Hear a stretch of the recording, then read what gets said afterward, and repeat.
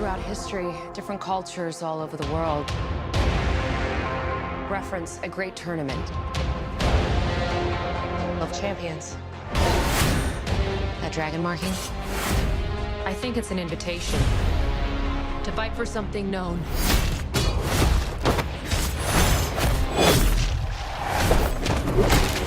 As Mortal Kombat. Garbage in, garbage out.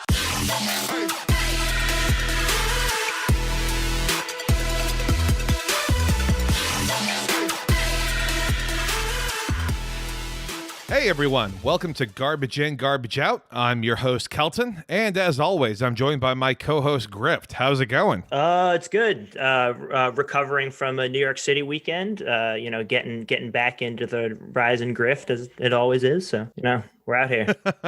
It's nice to know it's Bright Lights and the Grift City, I believe, is the music reference I think I'm going to make this time around now that we're actually recording, not the Taylor Swift one I wanted to originally go with. So that's growth in progress. But someone who actually does know about music is our guest, JJ Demon. How is it going, sir? Yeah. What's up? Not a whole lot, really. We're just three dudes, all a little older than we probably should be to be making a podcast about Mortal Kombat this episode. So, well, I don't know. I think that we are. I think me specifically, I am the exact age for this movie. Good. Well, we will definitely be diving into that momentarily. I'm currently riding the high at the moment of being 3 for 3 on my Oscar predictions that we recorded last week with Babs, going with 2 Oscar wins to fucking Sound of Metal, and then of course Anthony Hopkins destroying the Oscars by winning for his performance in The Father and robbing Chadwick Boseman of an award. What was Boseman up for? Boseman was up for Ma Rainey's Black Bottom, I believe. Okay. Well, so he starred in that? I thought he had like a smaller role in it. No, he was the leading male actor. Oh, okay. So I didn't watch it. Well, not a lot of people did, I don't think, unfortunately. But I couldn't sit through Sound of Metal either. It started to freak me out. I started to be like, wait, am I also going deaf? Like, I really did. It was like, no, I can't watch this because already, like, if my ear starts ringing or something, I'm like, all right, well, I guess I'm never listening to podcasts again. Like, it's over for me. I can't do what I do. Like, it's that tinnitus paranoia. It's real. Wake up, start feeling the tinnitus. Can't turn it off. Can never turn it off. Let's go ahead and, I guess, talk about Mortal Kombat. It's about time. What did we think about this movie? Did we like it? Did we hate it? Grift, take it away. I've had pretty much no exposure to Mortal Kombat associated media before this. Like I've probably played the video game like a handful of times in college or something. So I was aware of the concept, and it's like a fighting game, but obviously never watched any of the movies, not familiar with any of the lore or particular attachment to any character names or moves or anything. Sure. So I came in just complete noob. You were wondering where the Soul Calibur cameo was going to be the entire time. So I am representing the perspective of the normie American consumer who maybe doesn't have a nostalgic connection to this, or is of the right age to consume it on a serious interested level. So if this is to be another retreat of a remake to balance the books on like a streaming services audience to debt ratio, I am the person that this needs to excite, and it completely failed. So, well, yeah. pain and suffering all across the board. JJ, what about you? What's your background with Mortal Kombat? So it's interesting what Griff said, because I think that's why I enjoyed it, because first of all, ABACABB, that is the blood code. So I still remember it. All right. It's written into my DNA. You say ACAB, I say whatever that was. Now I haven't played it in probably 15 years. Okay. But definitely when I was a kid, the coolest thing on earth was knowing the blood code to Mortal Kombat and, playing Mortal Kombat with the blood code, I guess. Yeah. that was it. That was the coolest thing. And then, of course, when you're a kid, you see the other two 90s ones that they made, which are dog shit. The other two movies you're talking about, not the games. Yes, the other two Mortal Kombat movies. No, I'm not a, can we say gamer on this podcast? You could bleep it. I Bleep mean, it in. if you do it like with an A, I think it's okay. Gamer? There we go. I'm not a gamer. As you and I have talked about a lot. I know I'm always jumping into the chat whenever I play a game.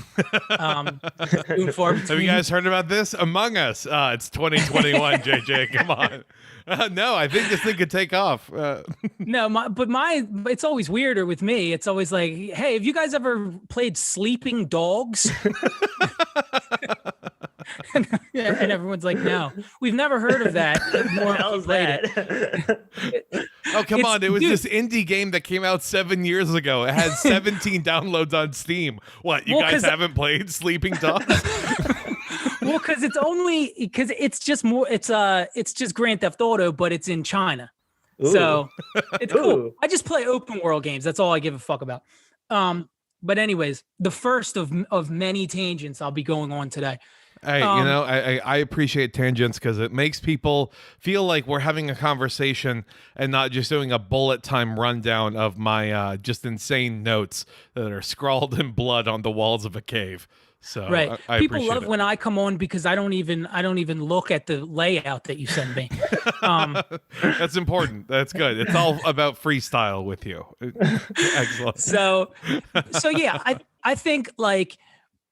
But watching this movie was a bunch of like 30 to 35-year-olds, and every time a character did something from the game, we all went, "Oh hell yeah!" And that's like that's basically the extent of it. And I think I read an interview, which I don't normally do this, but I don't know how I came across it. But I read an interview with the director, which this is his first movie. Yeah, yeah, and it's also written by a first-time writer. So. Hell of a combo. Yeah, so I mean, I think they sort of did accomplish something here, where it's just like they kind of gave you the experience that you had of the game when you were a kid, where you're seeing characters that you know and like beat the shit out of each other, and it's gory as hell, and it's pretty well choreographed. I mean, for what it is.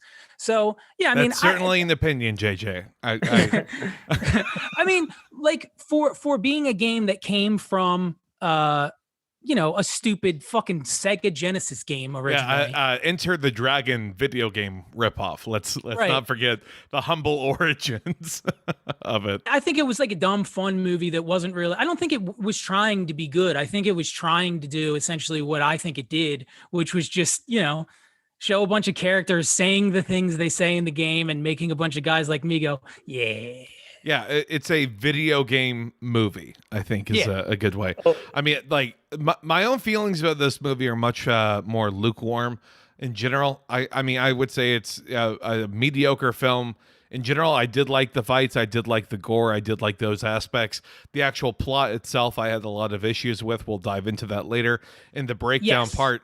But I mean, again, I think that, it wanted to try and kick off the Mortal Kombat universe, and for better or worse, I think it did do that, and I think it will be enough of a success that the next movie will build on the bones of this and potentially be very, very good. And so I think in terms of what it was trying to achieve, I did appreciate that as much as it frustrated me. I could see what they were wanting to do.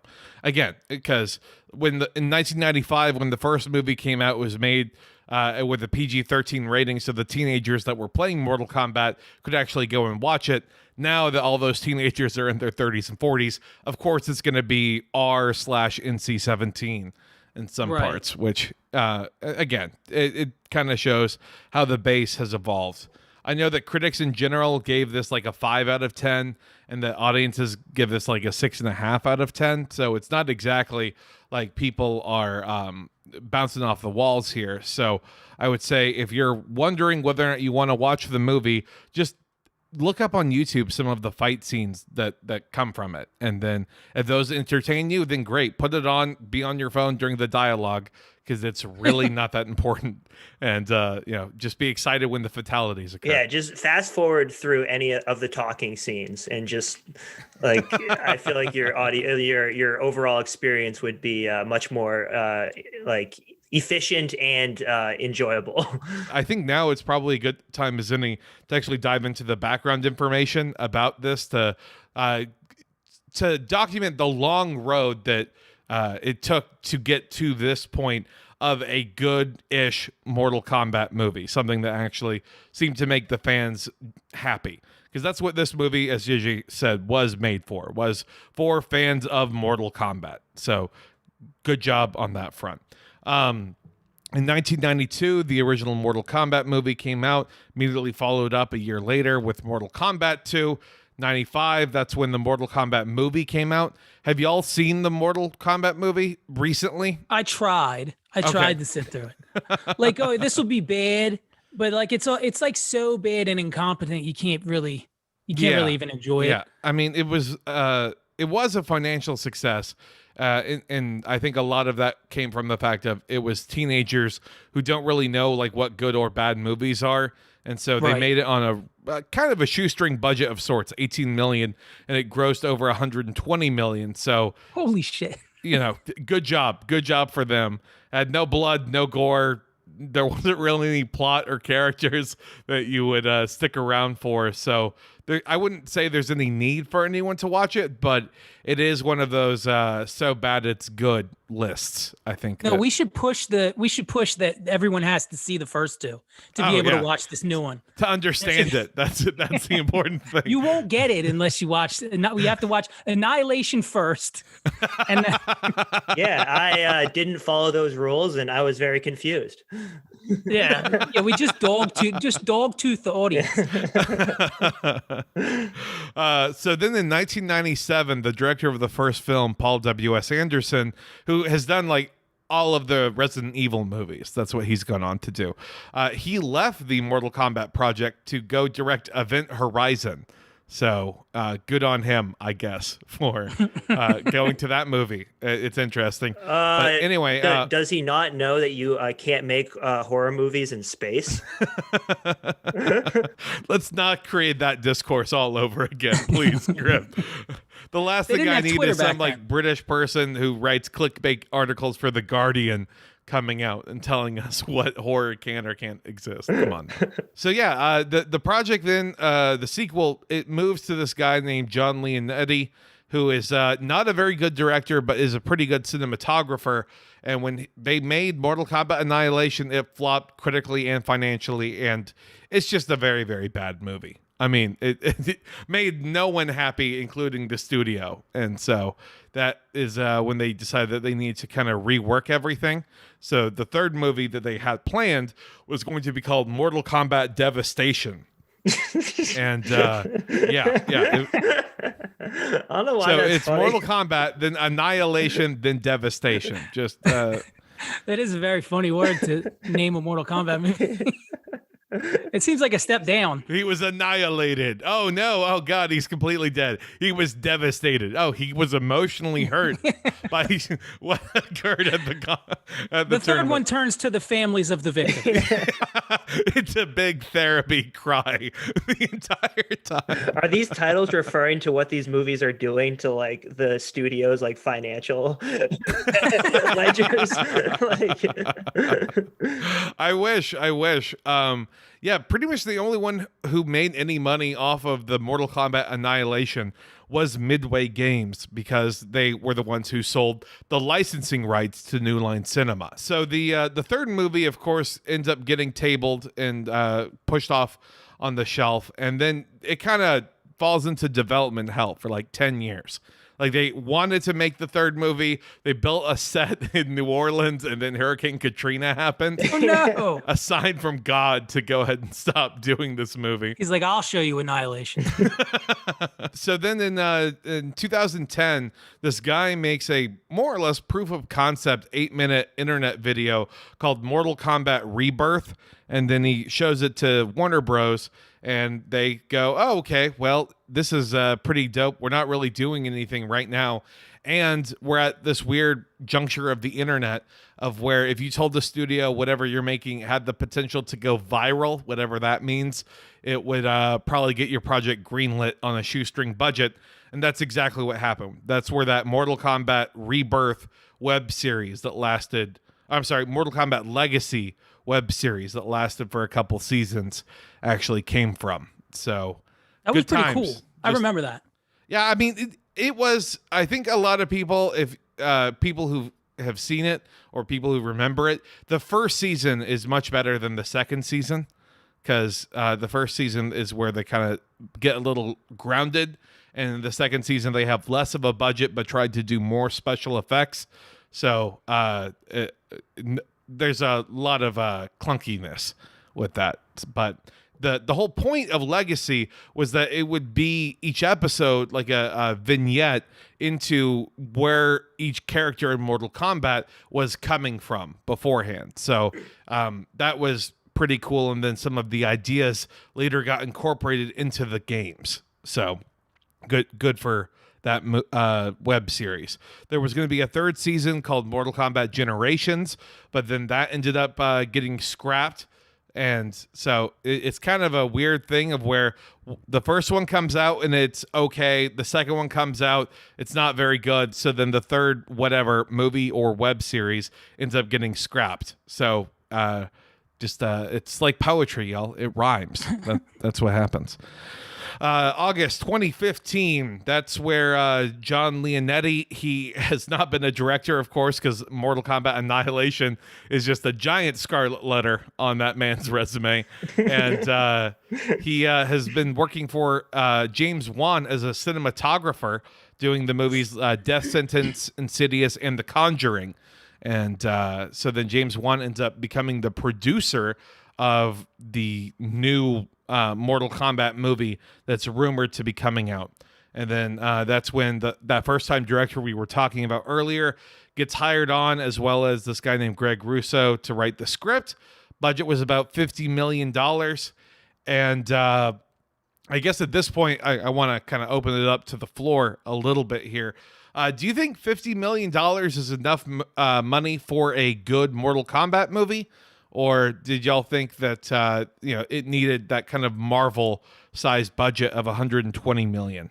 It felt like it was halfway there, because some of the effects felt very Avatar: The Last Airbender movie. So good? The movie that does not exist. And then half felt like an actually interesting use of like the way he froze the guy's arms and then cut him off. It's doing like some new interesting clever things that looked pretty good with the budget they had, but then they weren't able to depict any outside like realms of this world that they were supposedly trying to build the backstory of. Yeah. So it felt almost like cheesy how they were just doing all this exposition dumps on Earth and then talking about all like, oh, there's all these realms and there's all these other places and there's this like some sort of like space combat tournament that decides who controls the worlds. Like, but we're gonna just show it on the wall of exposition here. No cutaways, no graphics. Talk about nothing. Politics being sports. like that's the next level of like like Roman Republic, like gladiator.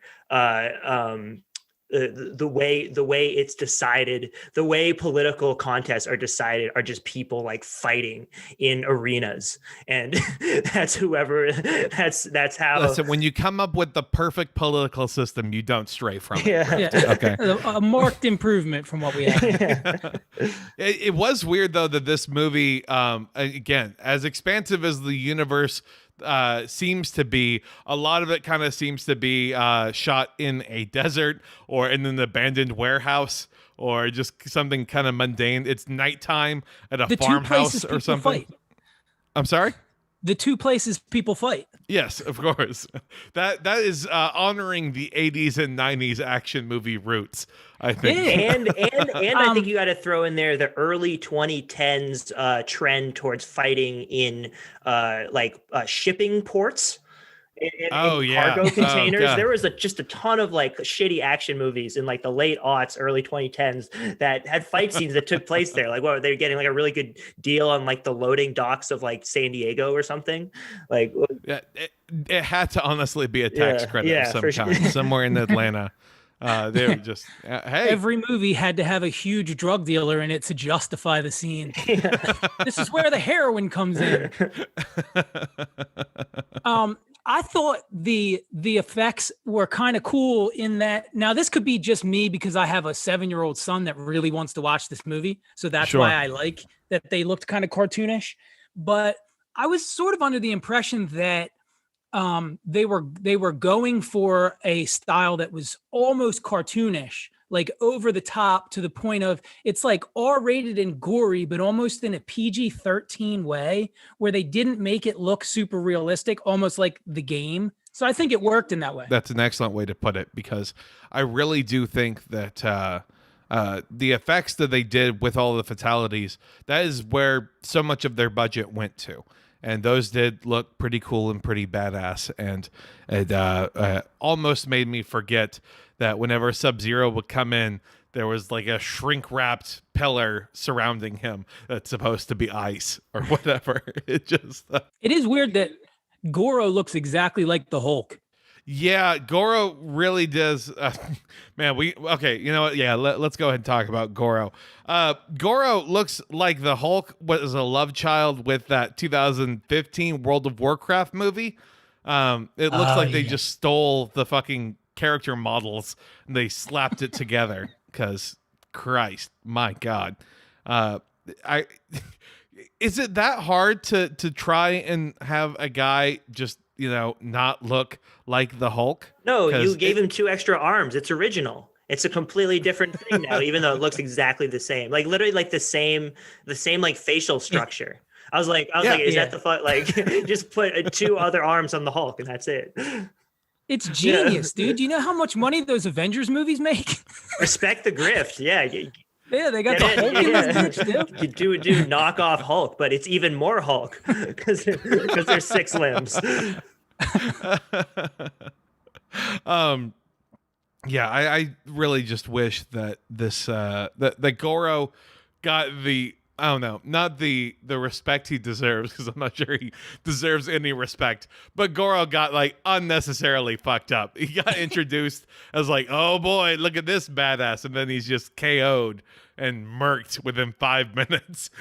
Just he became a walking punchline here. We were cheering, dude. Good for Goro, I guess. So then in May of 2019, that's when they were actually doing filming for this movie.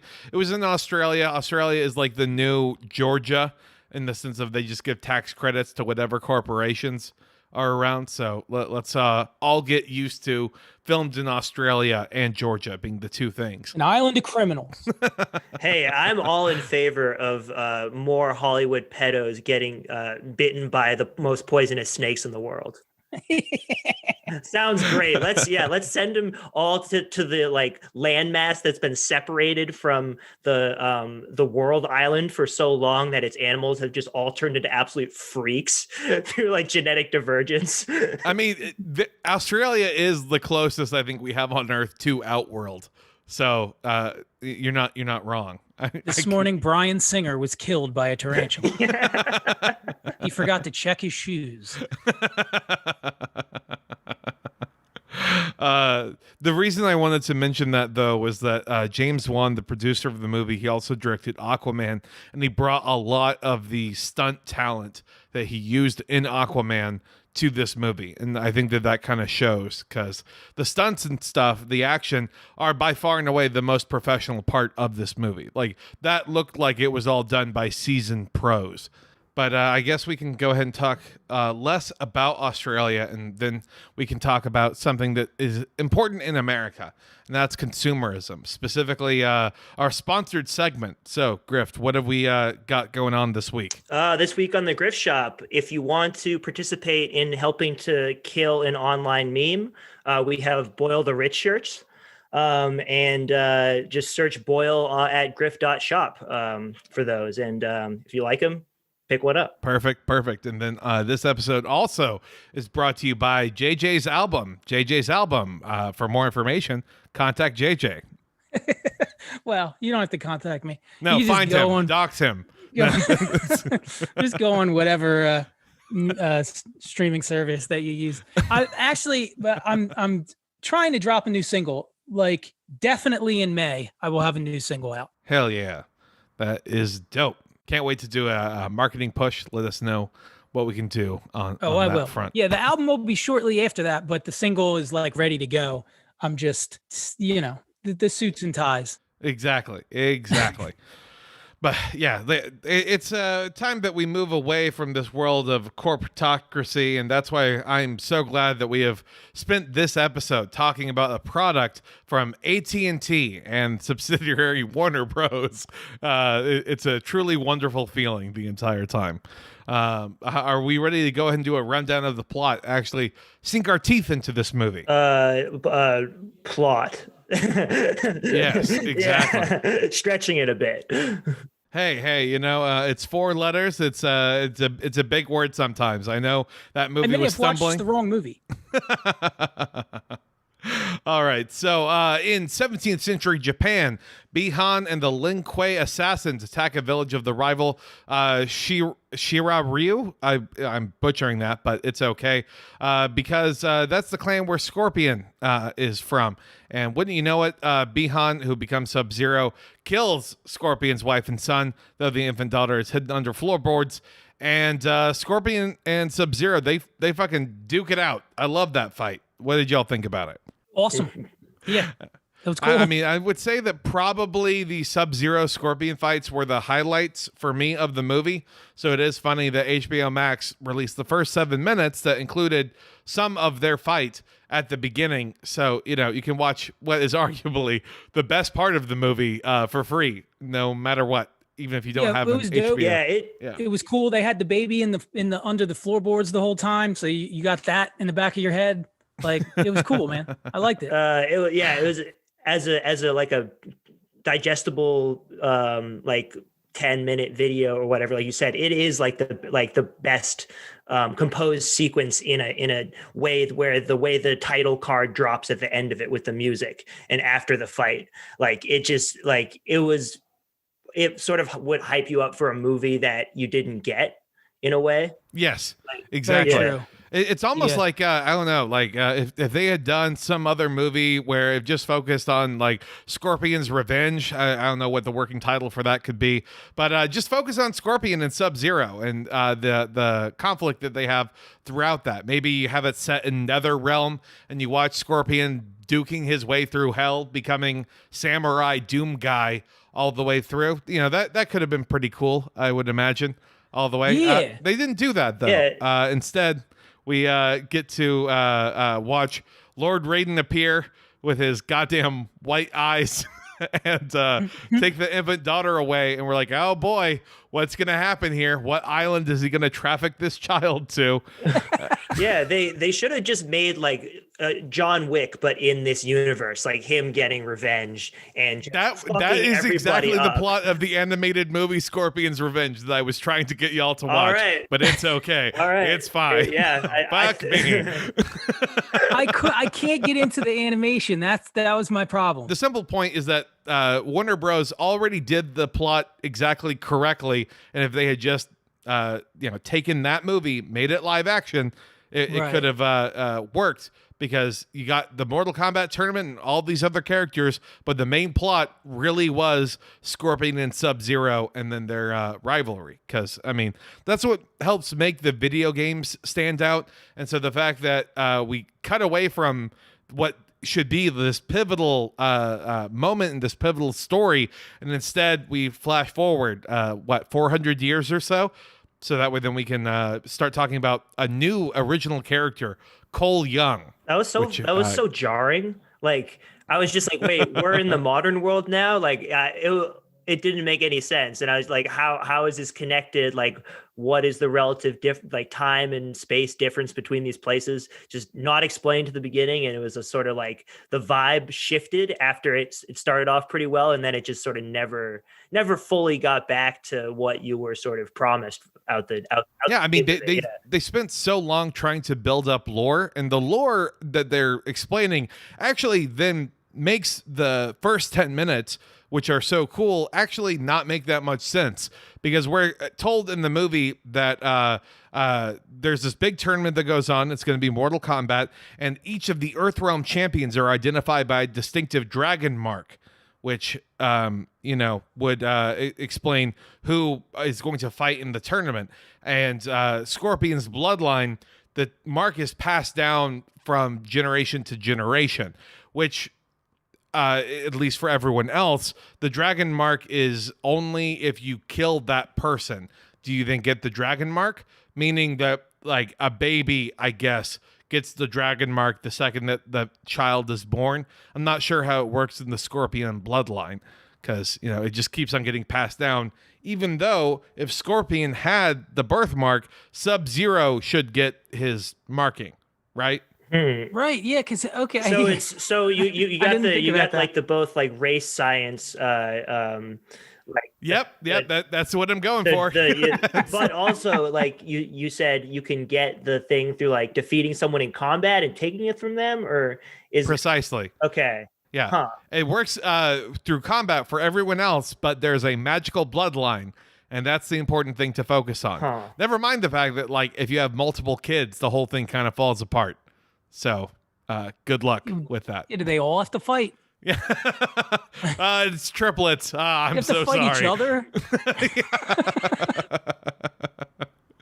other. So all these warriors now get a dragon mark put on them.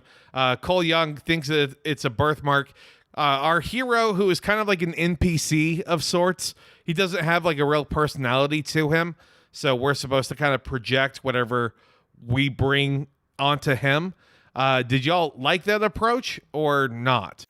He just sort of melted into the background. Just dime store Keanu Reeves. Yep. Yeah. I mean, I think it was the writers like banging their heads against the wall trying to figure out how to make this movie, and they were like, let's just throw a regular guy in there, like instead of trying to follow somebody's story, and let's throw a new guy in there, and then everything can happen around him. It seemed like a writing room thing. And I don't like to jump all the way ahead, but in this case, I really do want to jump on this right now. Is that I really think that the first draft of this movie was going to be you follow Cole Young, and then you find out in a big reveal, not something that's telegraphed way ahead, that he is a descendant of Scorpion, and that his arcana is getting Scorpion's ability. So he becomes the new Scorpion. I think that had to have been one of the drafts of the movie. And that was going to be like the big reveal. It's kind of like he's fighting with the wisdom of the ancestors, blah, blah, blah. As he then becomes Scorpion to defeat Sub-Zero. That is not the case at all whatsoever. They give him instead like a rubber suit that's supposed to be good for defenses, I guess. Great, I suppose. It just felt like a rewrite. It felt like this movie was ratcheting up to one thing, and then there's a big left turn it makes right in the middle of the film for no apparent reason other than, I would assume, again, rewrites. Have they released how much money this made in theaters? I believe they did like a box office estimate. Okay. Well, it's again, like we've said this, already had occasion to make this point multiple times in this show, but it's like more difficult to ascertain how much money movies are making now, because with a much larger percentage of it coming from streaming, like it's a lot easier to like inflate and obscure those numbers when it's just like publicly released estimates, and however those numbers are played towards they're more or less like hard numbers in terms of like real cash money being distributed to the people involved in it, and more so like how can this be pitched to the executives of the media company that owns this streaming service to see if you can get the sequel made to continue selling associated media around with it, like, because this is just another you were talking about how it's supposed to appeal to people of your age because you grew up like playing the games and stuff. It's like, and you're the age group that's buying the HBO Max subscriptions. Yeah. So, this is again the estimate right now. It'll be official later on, but the estimate is around 24 million. As of right now, which is not bad considering pandemic. Yeah, the pandemic. That's not bad. For right now, it's also available on HBO Max. So that's the real thing that AT&T cares about, is how many subscribers they're able to get from that, because that's what they're really betting on. They don't care as much about the box office. Probably if it breaks even at the box office, but then they get XYZ 1,000 subscribers, they'll take that as a win. Back on the actual plot line of it all, Cole and his family, they're attacked by Sub-Zero, but then Special Forces Major Jax Briggs rescues them, and in a chase scene where Sub-Zero is throwing snowballs randomly. He can't throw ice first daggers. He just makes it snow, which I thought was funny. Just like regular flurries. Like, he has the power of Christmas behind him. First he threatened them with wonder. Some of the ice throws seem kind of cheesy and not very actually destructive. Like they were just like the car was driving away and it was just getting sort of like hailed on a bit. Yeah, no damage. Yeah. It is great. So there's a chase where they're kind of running away from forces of nature, which I was like, oh God, no! Please don't tell me they're going to turn this into an X-Men movie. That was what I was really afraid of happening right then and there. But thankfully, Jax just becomes an exposition machine and explains like what the dragon mark means and about how Cole and his family need to get to Gary, Indiana, and then they'll be safe, I guess, because that's going where his back partner. in time to kill Michael Jackson. Jax is played by this guy named Makad Brooks, who is James Olsen on the Supergirl CW TV show. So it was, I'm sure, a delight for people kind of in that world. I don't really follow it that much anymore, but apparently he got super jacked for this role, which it's always a delight to see an actor put on like 30 pounds of muscle and then half the time realize that they don't even need to. So right. Especially him, like, oh man, those are some really toned arms. It would suck if something happened to him. You always got to respect the grift of the actors that use like a small bit part role in a film or movie to just get absolutely jacked. Oh yeah. Are you kidding me? If someone was like, "Hey, we're gonna give you a nutritionist and a whole exercise plan and a personal trainer and a personal assistant to help make sure you hit certain goals," man, oh no, that sounds awful and miserable. Please, no, don't do that to me. His life expectancy probably went up 6 years because of this movie. Congratulations to him. So Jax, of course, helps Cole get to safety, and then he stays and he fights Sub-Zero. Let's talk about this fight. Finally, an actual, Mortal Kombat style fatality. What did we think? That fucking rocked. Like, and it was funny.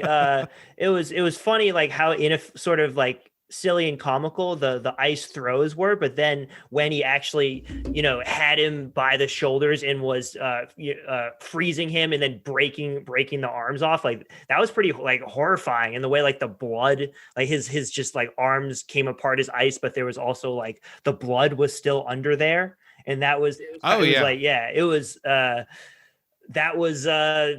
pretty for the budget they had. That was pretty well pulled off, and felt like a video game movie as opposed to like a movie made based on a video game.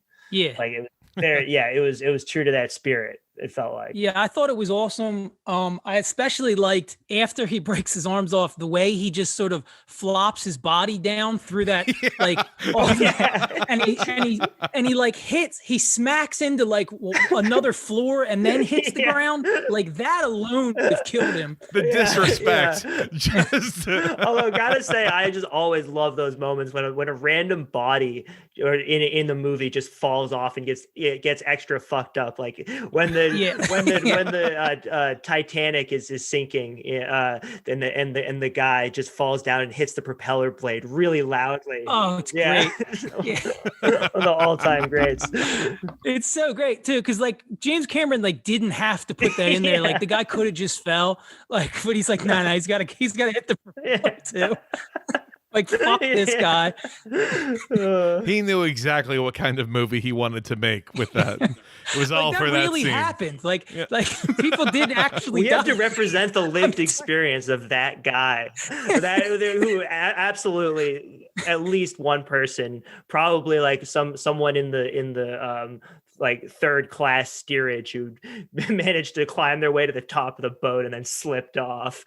Like the things I witnessed, my dearest Dorothy, while aboard the Titanic, watching our dear friend Gregory get his shit absolutely rocked by one of the blades.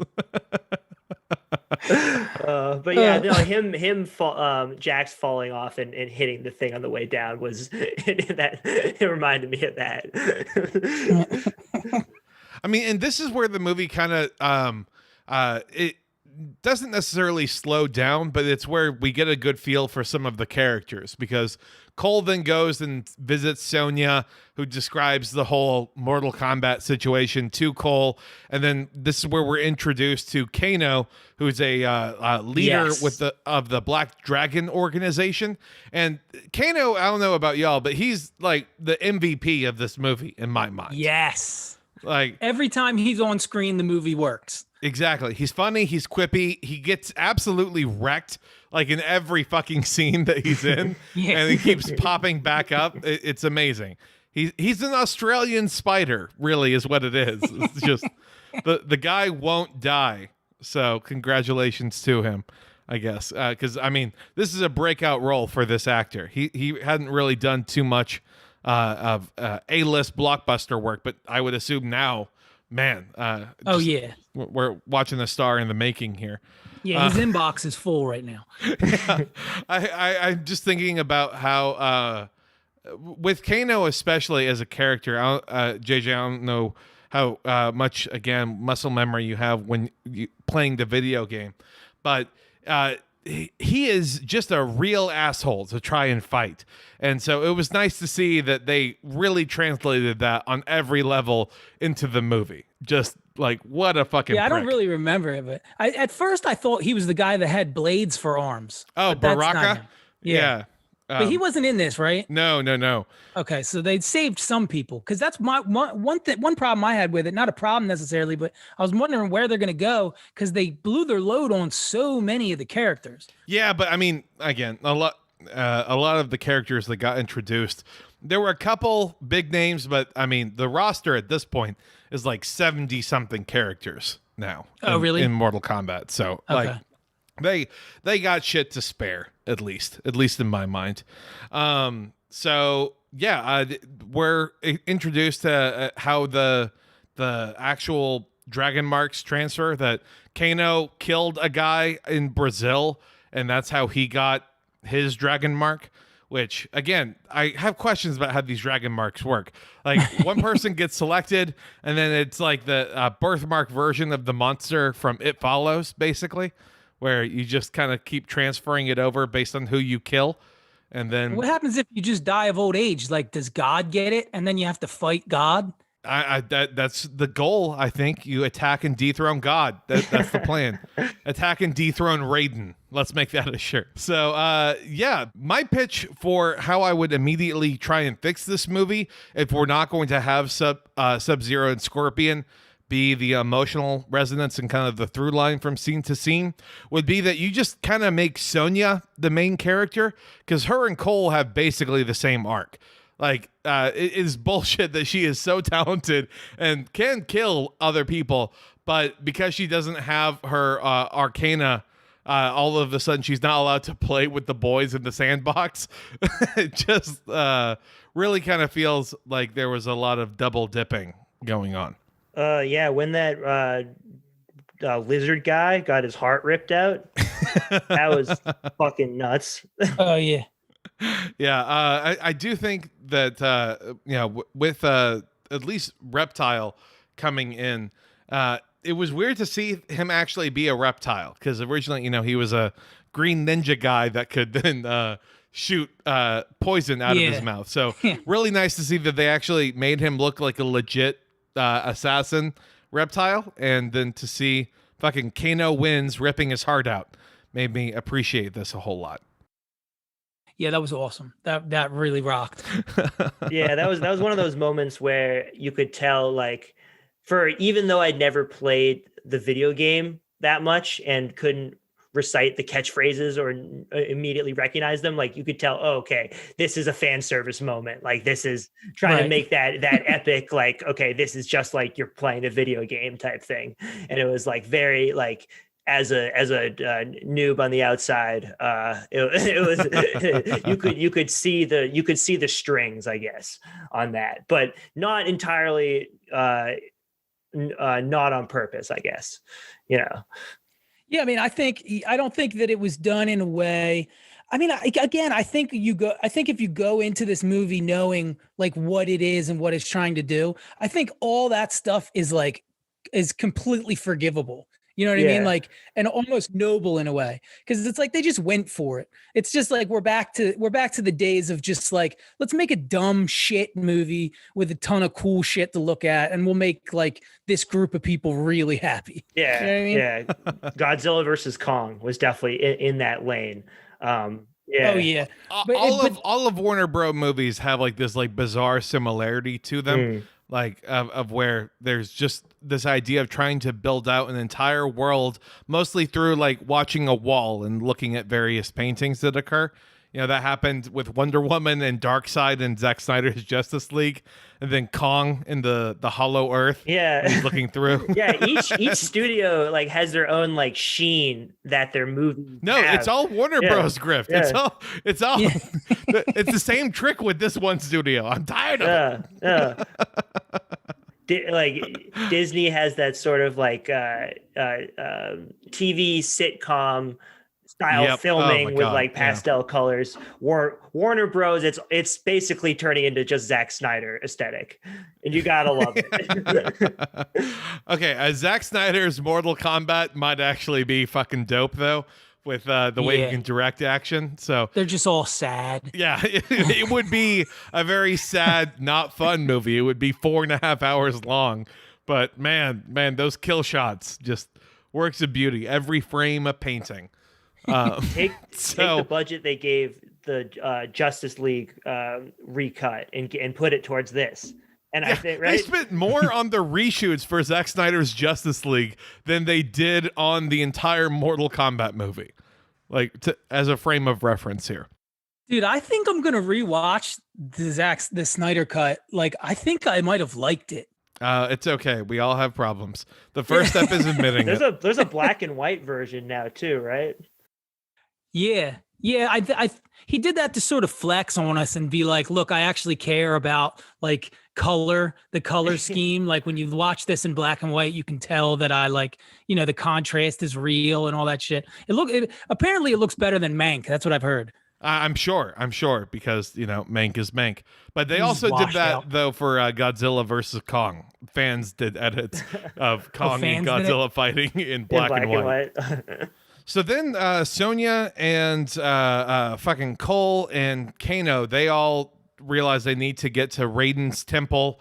And that's kind of in this unknown spot that only Kano knows. So the three of them end up going to Desert Australia, TM. That's definitely not the same set that they use for Outworld and all that. It's out in the middle of nowhere, and that's where they run into Liu Kang and Kung Lao, who are two Earthrealm champions. And Jax is also there, because apparently Raiden came in and scooped up his bloodied body and then gave him just the wimpiest little robot arms. Yeah. Those are so spindly. It's nice that they actually can function as hands, but man, it looks insulting. Like They don't look built for fighting. they barely look like they're built for eating or existing. Like it's some real bullshit, is what it is. But what did we think about Liu Kang and Kung Lao? Did we like the casting, like the actors? I don't know. It's not like I didn't really have a whole lot invested in those characters. Okay. Like, but yeah, I thought it was cool. Yeah, people just keep like popping up, and then you're introduced to them, and then they win or they die, and then it's just moved on to the next person that to be introduced. Just like it was. I imagine there is a significant investment that people who are have watched the or like played the game and watched the movies like have already, so they don't feel it's as necessary to like just drop a whole lot of like emotional exposition on people. But like it was it felt very cursory and just like moving on to the next one.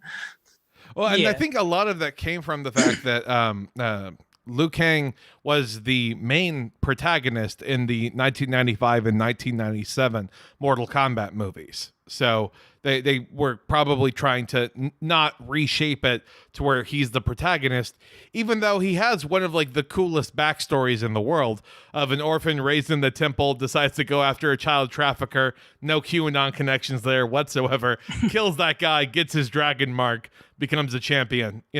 Man, wouldn't that have been a cool movie? Oh well, anyway, I'm going to explain it to you while I'm bandaging you up and give you that exposition. Also, Liu Kang is played by Ludi Lin, who is the Black Power Ranger in the 2017 Power Rangers reboot. He was also the male avatar in the Striking Vipers episode of Black Mirror that parodies Mortal Kombat. Oh, wow. Yeah. So, he's kind of found a good niche, I think, for him a little bit. Yeah. So that's a nice nugget. Yeah.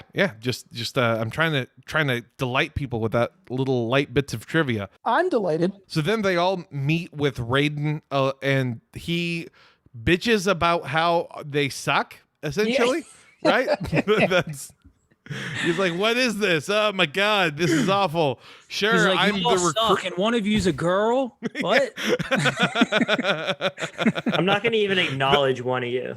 Like, I mean, he bitches about the team that he's assembled, and it's like, well, no shit, you lost 9 straight times, Raiden. Like, you fucking suck at this recruiting aspect. What the fuck are you doing?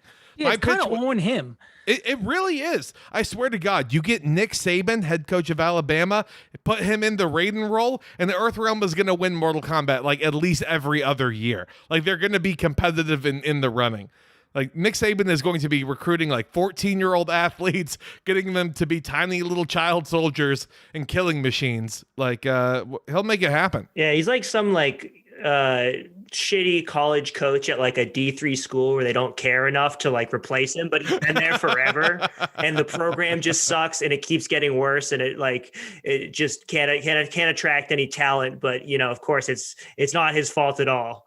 But he still makes 70 million. Yeah. but the football program like it takes all the money and some buildings don't have Wi-Fi.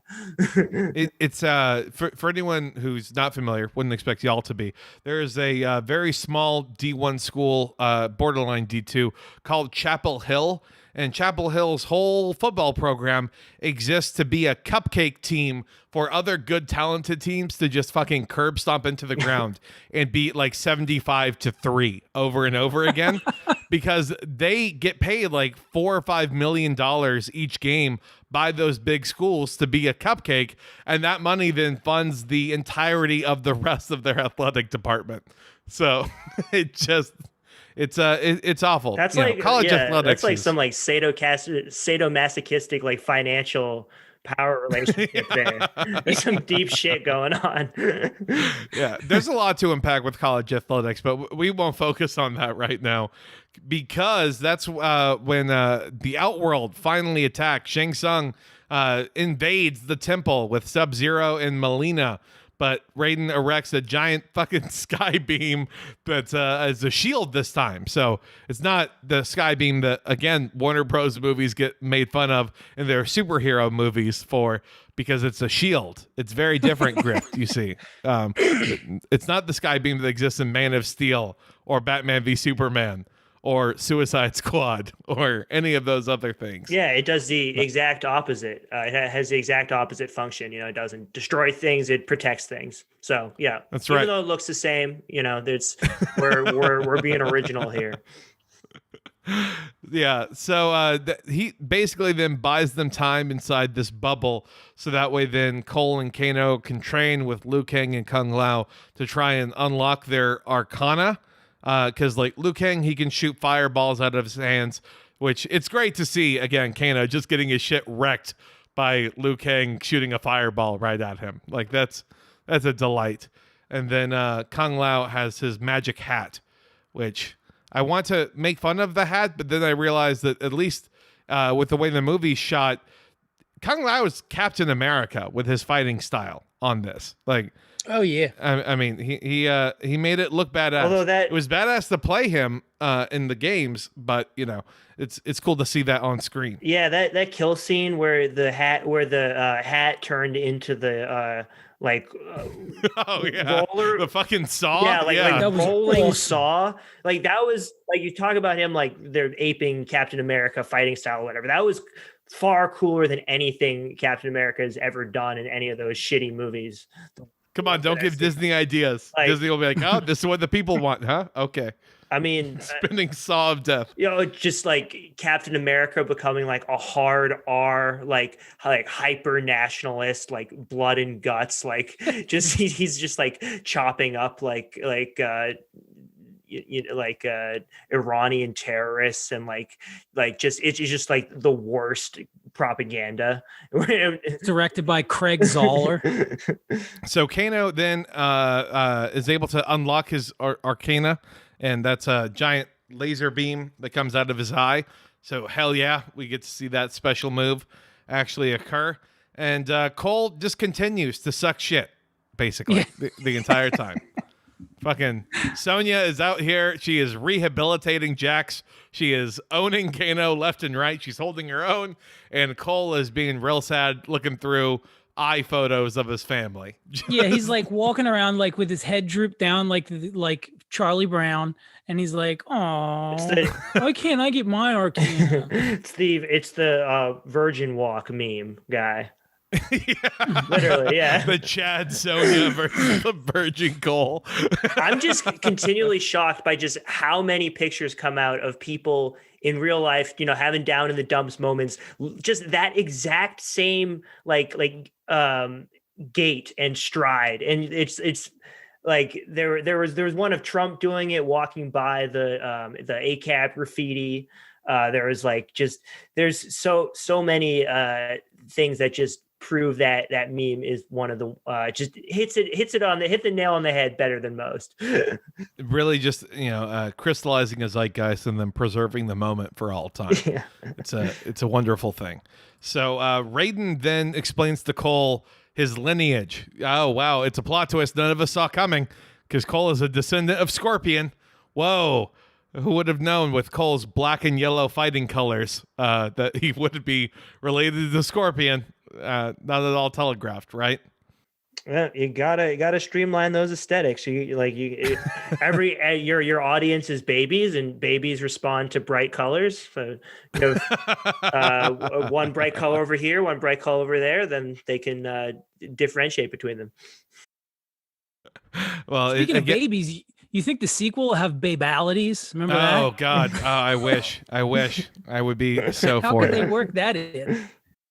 Just, you know, what is this? It's a magical bracelet that every time you kick them, it makes them go back in time. I don't know. But then you'd have to have someone killing a baby in Mortal Kombat 2. Yeah, but Sonya is more than capable of doing that. She's not going to lose her dragon mark. She'll fucking slit any baby's throat. Just. So then Shang Tsung gets Sub-Zero and Melina, as well as then a group of other people here. You know, we got Goro, Cabal, Rico, Natara, They all just try and go on an assault at the temple, and Kano, of course, does a heel turn. It's the most inevitable thing in the world, and I respect him for it. He wants to build a casino where Raiden's temple is, and I kind of want to watch that movie too.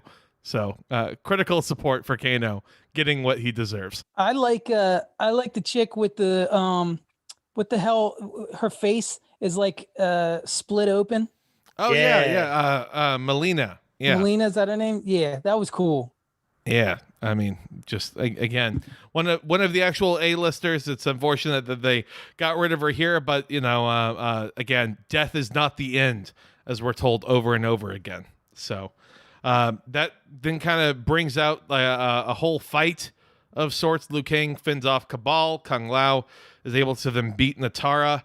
Kung Lao is again just a real badass with that fucking saw hat. I just can't get enough of it. He rides the guy's body into it too, doesn't he? Yeah. Pilots it in. Fucking awesome. Yeah, that kill was probably the dopest moment. I gotta say. Yeah.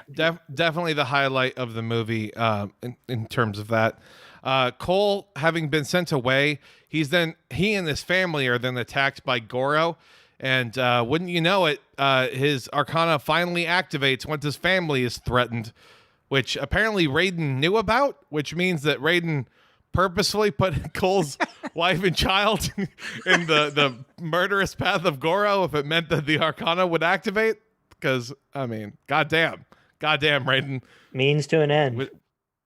Again, really wish that maybe y'all could have figured this out ahead of time instead of spur of the moment here, but it's okay, because Cole, again, he gets a magic rubber suit of armor that allows him to dissipate kinetic energy. So it's like one of those Wakandan Black Panther suits, in other words, because after it takes enough of a beating, he then develops weapons on his hands. So, yay. Real original idea here. Yeah, you got those powers up. Yeah. Also kind of not fair. Like, no, not really. No, just like the worst hitting him only makes him stronger. Yeah. Some real fucking bullshit is what this is. Poor Goro. I love how Goro, by the way, is almost about to finally kill Cole because he realized he can just choke Cole out. And then Cole's wife comes in with an axe right into Goro's back. Just Jesus Christ. Even the wife is getting in on this. Yeah, something about like when axe kills when they're done right. Like it's particularly like satisfying the way, like, I don't know. It's it's great. Level. It's great. Also at this time, Jax is able to unleash his Arcana, because his Arcana, whereas everyone else is getting like quasi mystical abilities, he just gets super jacked arms, which, good for him. I think that he really needed that to be his special ability. Imagine if he just got super jacked legs, but still has little wimpy arms. Like they gave him the arms he should have had to begin with. They just gave him normal arms. Yeah, because he was already jacked. It's like, okay, you're just gonna like you give him these pathetic little arms to start out. Well, and I mean. And it's at this point where, amidst all the chaos and people are fighting a little bit and doing their initial skirmishes, that we finally get all the characters at their full ability sets, basically. We're like 80% of the way done with this movie, and we finally get all fully formed characters instead of, I don't know, having them all be fully formed by the end of the first act. So, great. I love this prequel setup to build an entire world out that Warner Bros. Is doing with every goddamn movie. It's a wonderful thing all the time. So Raiden then is able to teleport every Earth fighter but Kung Lao into the safe space of the void.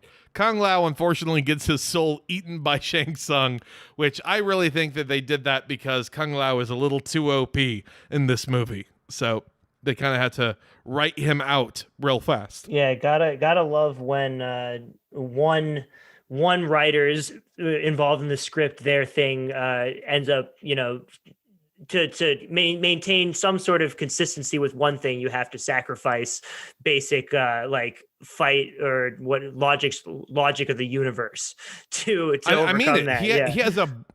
He has a blindingly fast, can move in any direction magic saw hat. That seems like you could fix a lot of problems if you're Kung Lao. Just fucking bounce that shit off of everything, wipe everyone out. Yeah, Victory. Like I feel like that sometimes could be like in these like showdown fight movie things. There's always that one super dope move that they bring out like once because it's awesome and you got to include it. But usually it would be something they would be able to do multiple times or would have brought out earlier. But no, it's dictated by the moment in the script, not like what would be the actual logic of the situation. Like you would have used that to defend your life like much sooner, like Right? Godzilla with the laser breath. Yes, exactly. Oh, now you're doing this, Godzilla. Fantastic. Yeah. Great. So happy for you. Yeah. Wonderful. Yeah, I waited till I was almost dead. And so Raiden is there with the surviving members of his group in the green screen room O, explaining the third act and what exactly is going to go down, because they knew that it was going to be a shit show trying to follow everything. So I appreciated that they just told us what was going to happen instead of showing us, because that's good storytelling, right? Telling, not showing. yeah, it's in the name, telling. Yeah, I like to write in the passive voice to tell you what I should be showing you. Well, because it's just like, oh, well, we actually haven't had Mortal Kombat yet, but we're going to bring Mortal Kombat to them. And like, that's not how Mortal Kombat works. Mortal Kombat is a combat among all of the 7 realms that everyone brings their fighters. You can't just have it be between Earth Realm and Outworld. Like, it doesn't work that way exactly. And it just, again, I don't really understand what they're going for, but they were trying to give us justification for why everyone was going to suddenly get teleported and have 1v1 fights with fatalities. So, fine. That's Mortal Kombat enough, I guess, for us. Yeah, the world building and backstory exposition drops, it felt both underdone and overdone at the same time, which was frustrating and definitely like broke your immersion. And then particularly just being like told all this huge the world implication stuff at the end and just not seeing it because of probably budgetary considerations. If we're going to be honest, we can't forget the other thing that WB though has all of their protagonists do, and that's getting some weapon that belongs to their long ago ancestors, like Superman's black suit or Kong's fucking axe, or in this case the kunai from Scorpion that Cole ends up getting, which just, it's always great. The MacGuffin O Wonder, and we'll see how that ends up playing out, right? Definitely won't come into play later on. Yeah. Do you think that there was enough buzz created around this that they're going to make a sequel? Because probably. Yeah. I mean, again, following the Mortal Kombat tradition, the sequel will suck shit, and then we will never get a third one.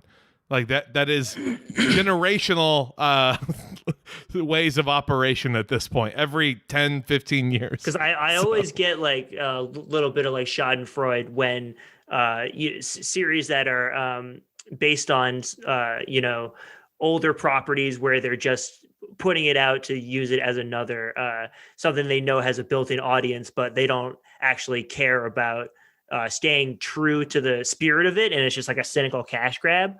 It felt like this felt like they were making an attempt to be true to the spirit of it, but like with the way they very consciously included the video game lines and the fighting tournament format, and the way it would consciously break down and away from the typical format of like a film to like it was bringing a little bit of the video game, the way the video game media the way the interactive experience and presentation like flows is different than film, and they brought out they brought a little of that into the movie, and like so it I don't know, it felt genuine in that way, but also the fact that they the reason they're doing the world building is to MCUify the extended universe and just keep creating properties that they churn out on streaming services to get like subscribers to the Exactly. It's cynical and when these things fail, you do get to have some a little bit of Schadenfreude. It's going to be short-lived though, Griff, because I really think like the big lesson from this is going to be Netflix throwing $150 million and making like a Street Fighter TV show. Like I think like that's going to be what Netflix does.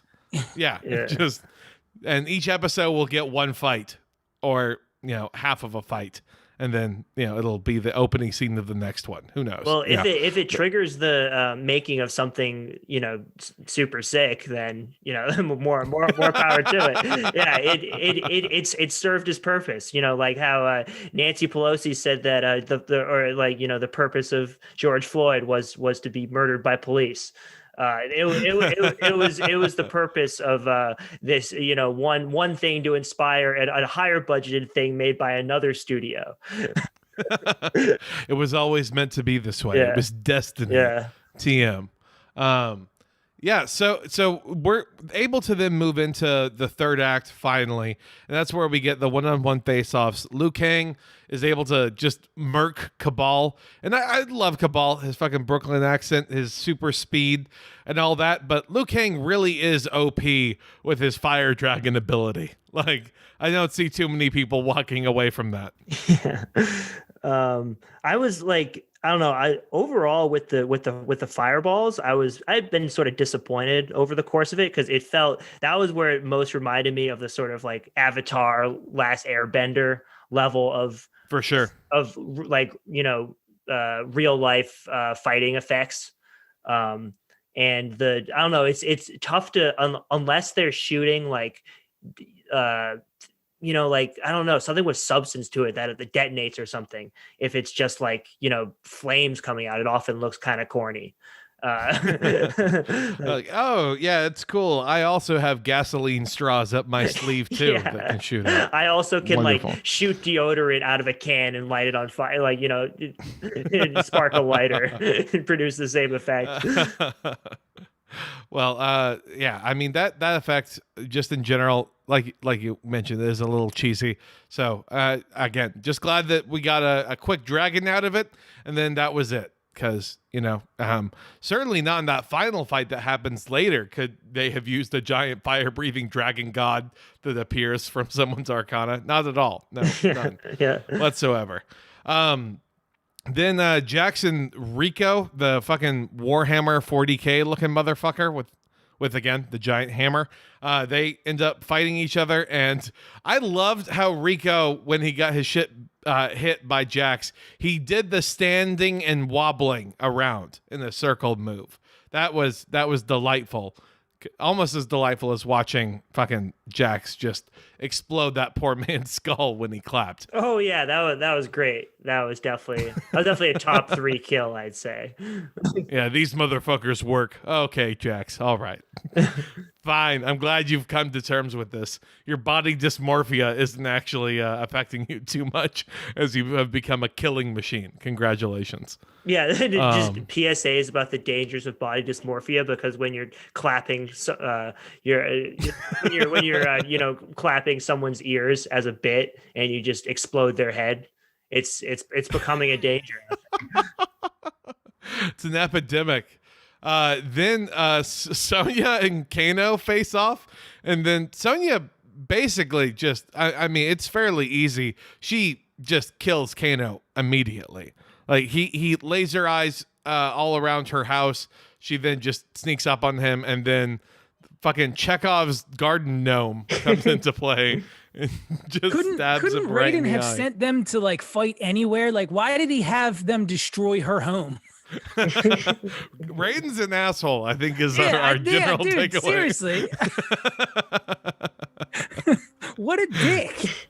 Could have gone anywhere, but instead, just this other weird setting that we already have made. I wonder why we're recycling this set piece.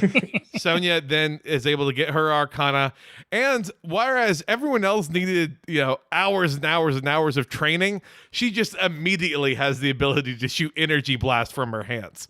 Just, again, a born natural at this, and just obliterates Melina, shoots her right through the chest.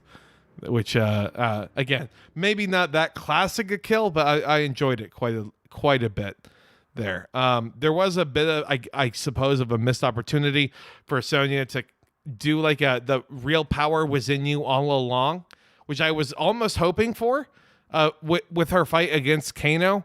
Like, she somehow is able to harness her Arcana somehow, and then she kills Kano that way. And then she gets the dragon mark. But again, no, it stays a boys club only. The dragon is a dick is what I'm getting at here. That's what it stands for. The dragon said dudes rock. Then the big bad eventually shows up, and that's Sub-Zero. So he pops up and he says to Cole that he's abducted his family and they're frozen alive.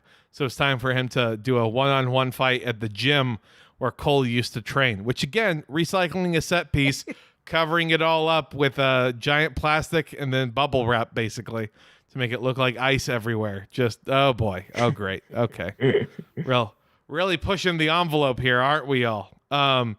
So initially overpowered by Sub-Zero, Cole and Sub-Zero fight, and that's when his blood gets on the a weapon of his ancestors, and that's when, oh my god, all right, finally we got the good movie back all of a sudden, because Scorpion appears and he says his line. He says the line, everyone. He says, "Get over here," and they duke it out. It's great. Yeah, it's fun. Really pumped up on this movie, huh, JJ? Calm down a little bit here. I mean, no, it's great. It's fine. Yeah. The scene that was advertised in the trailer ends up happening with about 10 minutes left in the movie, but it's fine. It's fine. Oh yeah, it's the one whatever. everyone went nuts for too. That actually did bother me a little bit, because what the trailer ended with, the most watched trailer of all time or whatever, was that the fucking blood ice stabbing, whatever the fuck. God, that's so fucking sick. Yeah, it is so really dope, but it's like the last 7 minutes of the movie that happens. Yeah. Because, I mean, after that, it then kind of becomes Cole and Scorpion working together to fight against Sub-Zero, which is basically Cap and Bucky versus Iron Man in Civil War. Right. Like, it's almost like shot for shot, the same kind of scene of what we get there, which is, needless to say, felt a little bit like overkill, but then eventually we get to see Scorpion use his toasty line and do the fucking hellfire breath. So it's all good. Did he do toasty? I missed that. Well, I mean, he didn't say toasty. Oh, but, okay, all right. After he does hellfire, the guy pops up and says toasty. It would have been cool. I was wondering if that was going to be in it. Yeah, it would have been cool if Cole said toasty, but that would mean that Cole would have to have a personality, and as we established, that can't happen in this movie. He has to. I don't know, I won't be surprised if he doesn't pop up in the sequel. They're like, and Cole is living his life with his family. They're safe. That's all Cole cares about. He saw a plastic surgeon and he got rid of the dragon mark. Weird how you could just go ahead and do that. Oh well. This whole movie felt like the say the line Simpsons meme. Like, just like, yeah, it's you. Kano wins, flawless victory. Yeah. It's some shit indeed. So then, Shang Tsung. Then, after all of his current champions are dead, that's again where he says, like, death is not the end. And before going back to Outworld, he says that they got rid of his champions, but he will return with armies, which, again, to draw a parallel, this is exactly like Zack Snyder's Justice League when Darkseid says to prepare the Armada. Like, it's the exact same basic formula. Except done even more lazily, with like no visual reference for like what is this other world? Like, well, what does it look like? Who are these people? what's going on here? How does this work? I really would love it if Outworld was just like 30 square miles in Australia. Like that's actually just all Outworld. Just the is. exact same set. Like it's yeah. It's an Australian film through and through. It's wonderful.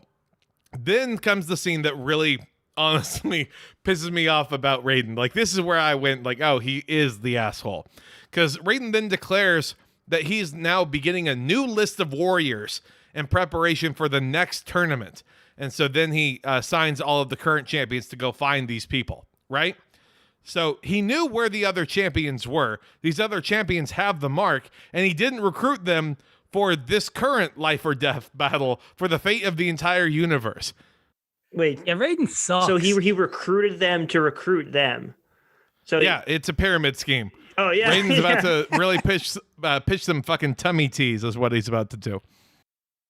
Yeah, he's Q.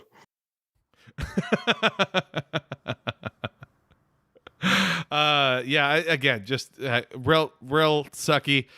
Cole then tells his gym manager / boxing manager, MMA manager guy that he's no longer going to be fighting for $200 a night. Instead, he's going to Los Angeles, going to Hollywood. $300 a night. Oh, I'm sorry, 300. Don't want to sell the guy short here. Yeah, he just says he's going to Hollywood, and then the camera pans and we see that he's actually gonna go look for Johnny Cage. So, yeah, that's cool. Although, probably to the gym manager guy, he thinks that Cole is gonna go off to join the Church of Scientology or something. Probably. Like, Yo, that'd be cool if they had that as Johnny Cage's backstory. that he's a Scientologist. He's a Scientologist. I mean, honestly, that would be dope, and it might mean that we get Tom Cruise in the next movie. So, That would wouldn't Tom rock. Cruise be a great Johnny Cage? Yeah. Oh my God, it would be great. They would Zack have Snyder to hire all new directing- actors that are a foot smaller, though. Well, I think they could, work some movie magic, or they could play to that where he's actually a foot taller. They use the same trick that That's they his did arcana, with. that he's just really short. He's regular size, but then he activates his arcana and he shrinks down. He shrinks like 7 inches. Yeah, so that's the basic rundown of the movie. So now it comes to the question of like, what was the most memorable moment? And for me, I gotta say, it's probably either anything with Kano, but in reality, it's that fucking saw scene. I think the Kung Lao fucking sawing that lady in half. That is everything you need to know about this movie. Yeah, that definitely got the biggest reaction at my house. If not Kano ripping Reptile's heart out. That was pretty dope. Yeah. That's a definite, 1A, 1B. Yeah. And he for me. says Kano wins after he does it too, which is great. Yeah, a lot of good gifts to drop when in the days after the latest Bread Tuber has been canceled and you're doing a victory. It's good. What about you, Grift? Any other scenes that pop up as memorable? The guy clapping the guy's head and exploding it. Fuck yeah. Like again, kill shot memes. It could work. Okay, now the moment of truth here, how many trash cans for anyone listening at home? It's 1 to 4 trash cans. The more trash cans it has, the worse the movie is. So what way are we going here? JJ, how about you go first? I'm gonna give this 2 trash cans. Okay. Because it's not. I think that it did what it intended to do, and I don't know. I mean, I don't really think this movie wanted to be held up to any sort of scrutiny. I just, like I said, I think it set out to deliver on the promise that it was going to make a bunch of 30-year-olds go, oh yeah, and it did. So whatever. It's Mortal Kombat. It's based on a video game where one guy fights another guy on the screen. And, it's like, I wasn't looking for like a Paul Thomas Anderson film. You know what I mean? Yeah. Or a Paul W.S. Anderson film. Not even that. Yeah. Grift, what about you? I'm gonna say 2.5. Probably a little more trash cans because I didn't have the nostalgia factor working for me because I wasn't, familiar with the franchise. So a couple really cool kills. That was fun to see, but pretty much you could fast forward through all the talking scenes because I am not. It didn't invest me as an outsider in like the backstory and lore that they were trying to build. Sure. Yeah, I mean, I'm kind of in that same boat. I wrote down 2 big trash cans. Like they're both overflowing. It could be 2.5, in other words, but really didn't want to bring out that third trash can and halfway fill it. That sort of thing. I mean, the movie, $50 million movie, meant to appease the fans who are in their 30s, meant to bring subscribers in for HBO. I think it checks all of those boxes. I just really wish that it was actually a goddamn Mortal Kombat movie instead of a setup for what will be an actual Mortal Kombat movie. Like, it could be called Mortal Kombat Tournament, probably, since they love adding colons to fucking sequels. So, looking forward to that. Mortal Kombat bracket. Now we get to plugs, though. It's a wonderful time. JJ, what's going on in your world? Where can people find you? Any streaming service, just search JJ Demon. I got a side project called Josie Wales, but you can find that too by just searching JJ Demon. And like I said, a couple of weeks, I'll have a new single out and a lyric video. And then shortly after that, the full album. I just actually got a text from my engineer who's sending me one of the last demos tonight. So that shit should be fully mixed in the next week or two. And then that's out. You love to see it, folks. You love to see it. You love to hear it. Oh, yeah. Well, that's absolutely. I mean, just personally, Josie Wales was one of my top played albums 2020. For real, dude? That's awesome. Dude, thank you. Spring and summer last year, I was bumping that all the time, like quarantine mode. Oh shit, man, that makes me happy as hell, dude. Yeah, no, I really enjoyed it. So yeah, that's the first plug I'll give. But again, like I said earlier, go search Boyle at grift.shop for the new stuff if you want to help kill an internet joke. We're gonna beat it dead into the ground, and because culture is only for a small select group of people, not for the masses. That's what we need to keep in mind, most importantly, right? Yeah. Bring back aristocracy and their and their view of culture. It's returned, but with a V. I'm not sure how you are supposed to pronounce it, but that to tradition. Exactly. For the show, go ahead and check us out on Letterboxd and Twitter. Also, go ahead and follow the GIGO podcast on Spotify if you're listening to us on iTunes and you choose Spotify, because it is the superior music listening, podcast listening platform just in general. Or, if you're listening to us on Spotify, give us a 5-star review on iTunes. Either way, we got to get that sweet cross promotion. That's the important thing.